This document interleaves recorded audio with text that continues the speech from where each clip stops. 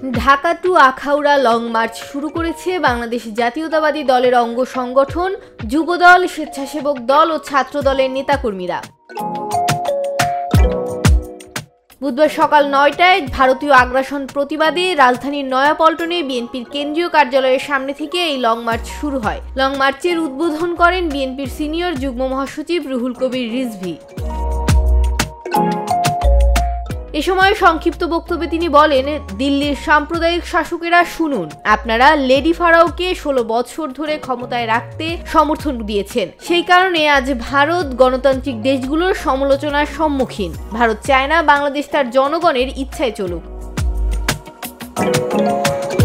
এর আগে সকাল 7টা থেকে যুবদল, স্বেচ্ছাসেবক দল ও ছাত্র দলের হাজারো নেতাকর্মী দলীয় কার্যালয়ের সামনে একত্রিত হতে শুরু করেন। তাদের হাতে ছিল প্ল্যাকার্ড ও পোস্টার, মাথায় রঙিন টুপি। লং মার্চ শুরুর আগে যুবদল, স্বেচ্ছাসেবক দল ও ছাত্র দলের নেতারা নয়াপল্টনে সংক্ষিপ্ত সমাবেশ করেছেন।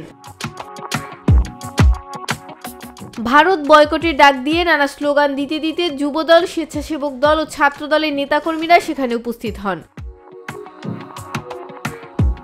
আগরতলায় বাংলাদেশের সহকারী হাইকমিশনে হামলা, কলকাতায় জাতীয় পতাকার অবমাননা এবং উস্কানিমূলক অপপ্রচারের প্রতিবাদে এই লং মার্চ আয়োজন করা হয়েছে।